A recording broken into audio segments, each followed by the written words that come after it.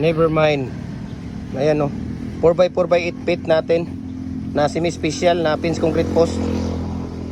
Di ba? Bilis ng tirada. Isang angat ay talagang apat kaagad. So, yun po ay 4x4x8 feet natin na molder. Fix po yun, no? Fix. So, adjustable po yun. Pwede tayong gumawa doon ng tawag dito. Pwede tayong gumawa doon ng 4 feet, 5 feet, 6 feet, 7 feet hanggang 8 feet, no? Ayan. So we can ship nationwide, walang problema. Door to door po yun. Luzon, Visayas, Mindanao. Decorative molder, hollow blocks molder natin. Concrete garden bricks natin, yung mga pavers, lower blocks, baluster, RCPC pipe culvert natin. Ayan, oh. Kahit anong size, di ba? Diba? So balik tayo dito. Yung mga maliliit natin na mga molders, kagaya ng hollow blocks, no? Kagaya ng tawag dito, kayang-kaya. Ayun. So ito pwede natin itong ipapadala through GNT, no? Ayan, no?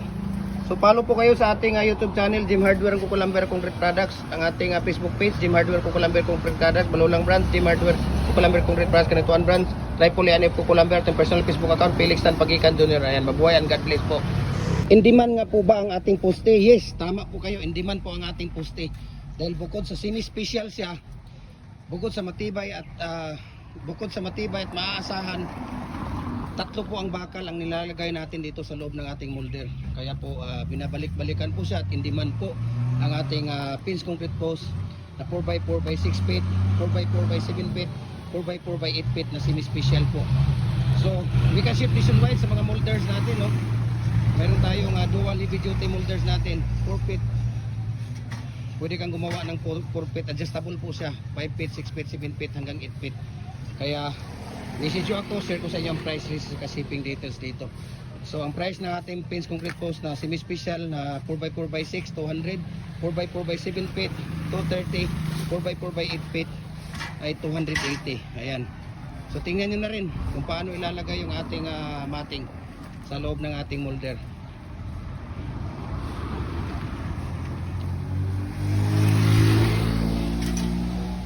Ayan, simple lang, no? Paglalagay ng ating matting. Ayan. So we can customize also, no? Kung ano yung gusto niyo ng mga sukat. Sa molders natin, we can customize also 4.5 by 4.5, 5.5 by 5.5, or 5 by 5 or 6 by 6, depende po. Basta ang standard ng haba natin ay 8 feet po siya. Ayan. So sana nagustuhan niyo yung video natin at mabuhay po tayo and God bless sa ating lahat. Dong, yung apat muna dong, ang ano niyo. Ayan, so tanungin muna natin yung ating mga followers kung ano ang masasabi nila sa ating tawag dito, sa quality ng ating semi-special na pins concrete post or dragon fruit post. Sila ang ating tatanungin kung ano yung masasabi nila. Ayan. So ano yung masasabi niyo dito mga ka-concrete sa quality ng ating pins concrete post or dragon fruit post natin? Kasama na rin yung molder. Ano, Jopre? Ano yung masasabi mo, Jopre, sa ating concrete post? Ha? Tigas ba?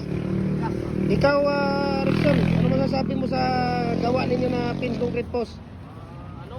Matigas ka, matuyo sa masubra. Ha? Kung matuyuan sa masubra, matigas na. Matigas kung sobrang tuyo? Oo. Sobrang tigas ba? Mas matigas pa sa'yo? Ha? Rickson? Oo. Mas matigas pa daw sa kanya. Walang hiya to. Grabe naman yun. So we can ship nationwide, Luzon, Visayas, Mindanao sa mga molder natin. Adjustable lahat itong molder natin. Mayroon tayong fix, mayroon tayong adjustable, no? So pwede ka na gumawa ng 3 feet dyan, 4 feet, 5 feet, 6 feet, 7 feet hanggang 8 feet. Yung molder natin dahil adjustable po siya. Ayan, no, mayroon siyang kasamang pang-condemn. Usually ang ano natin, standard size ng ating molder ay 4x4 by 8 feet, but we can customize according sa needs ninyo. Kung gusto niyo ng 4.5 by 4.5, pwede 5 by 5, 5.5 by 5.5 or 6 by 6, walang problema po, no? At madali lang siyang ilagay yung ating matting art, no? Ibig sabihin yung bakal na nilalagay natin sa loob ng ating concrete post or pins concrete post natin or dragon fruit post natin. So tatlo ang bakal na nilalagay natin sa loob. Ayan, kung makikita ninyo, tatlo po yan, no? No, kadalasan kasi dito sa amin, dalawa ang mga bakal na ginagawa nila. So, mas maganda talaga ang tatlo na bakal. Tapos, 8mm ang ginagamit namin dito na rebar, standard, at saka number 16 na tie wire ang mga ginagamit namin. Mabilis lang din siyang ikabit. Ayan, no? Mabilis mo lang din siyang ilagay. Makikita ninyo. Ayan. So, kitang-kita nyo naman kung gaano kaganda, no? Ayan, kabilis. So, maraming salamat po, no? Tingin tayo doon sa ating, tingin tayo doon sa ating mga maliliit na molder. Papakita ko sa inyo para may idea kayo sa mga maliliit na molder, no? Nagpapadala tayo through GNT Express or GNT Home, no? Papakita ko sa inyo yon. Dong, i-aplasan mo yan dong, ha? Yun, no? Yung dalawa. Kanina dahil nag-ano siya. Papakita ko sa inyo doon para makita ninyo. Ayan. So ito yung mga molder natin, no? Meron tayong number 4, 5 at 6, commercial at saka standard. Okay? Meron tayo diyan. Mga commercial at saka standard natin na mga molder. Ayan, sa baba. Mga decorative yan. Ayan, kung makikita ninyo. Ayan, decorative dito. Tapos mayroong mga bricks. Ayan yung dalawahan ng mga bricks ng mga maliliit. Yan po ang mga bricks molder natin. So dapat pag mayroong concrete products, dapat kumpleto ka sa mga design, no? Para one stop shop lang yung customer natin, hindi yung tawag dito. Mayroon ka lang isang design, mayroon kang walang pagpipilian yung customer. Kahit ikaw naman ngayon ang bibili, di ba? Mas maganda talaga yung marami kang pipilian. Kaya sa amin dito, lahat ng design, no, lahat ng mga fast moving na mga design kinukuha namin, no? Kinukuha ko. At ito na nga yung mga molder na mga puro fast moving yan. Ayan, mayroon tayong muhon doon. Mga bricks, ayan, zigzag na bricks, donut, ayan, may paypay, hexagon, S, ayan yung S, bar, octagon, number 8, ayan 8, tapos L bricks molder at saka yung candy molder natin. Sa mga decorative, ayan, diamond nandoon. So, marami, no? Marami tayo dito. Kung makikita ninyo, marami tayo dito. Ayan, sa hollow blocks natin, mayroon tayong 3.5 by 7 inches, no? Ang taas niya. Marami kasi dito ay kadalasan yung tawag dito, ginagamit ito sa mga division, no? Pang division sa kwarto, no? Yung iba kasi, naghahanap din ng 7 inches. Kadalasan kasi dito, 8 inches. Yes, 8 inches ang haba ng ating hollow block. 7 and 3/4, no? Kulang-kulang 8 inches siya. Pag nakahulma ka na, mayroong 3 and 3/4. Ayan, makikita niyo single 3 and 3/4 yan. Tapos yung isa 5 and a half. Ayan, commercial lang number 6. Ayan naman 3 and a half, commercial na number 4. Mayroong standard na number 4. Mayroong standard na number 5. Mayroon din tayong number 4 na standard double. Sa number 5 natin, single lang talaga yan. Okay, single lang yan. Wala tayong standard lang talaga yung number 5. Mayroong lower dyan na number 6. Ayan sa taas. For building ventilation or sa mga housing ventilation natin. 3 and a half. Ayan, nandoon. 3 and a half. Single. Mayroon din tayong 4 na standard. Number size standard. Mayroon din 3 and a half na tawag dito. Na commercial. Mayroon din tayong double na standard. Nandoon sa likod. Ayan, marami dyan. Hindi na kasi kasya dito. Kaya dyan na lang namin nilalagay. Ayan, kung makikita ninyo, mayroon dito. Ayan, nandyan yung mga standard natin. Ayun, standard yun na double. So marami dito, no? Kaya message nyo ako at share ko sa inyo ang price list sa shipping details. Yung mga pins concrete post molder natin at saka dragon fruit post, mayroon tayong stock doon sa warehouse natin, doon ko nilagay.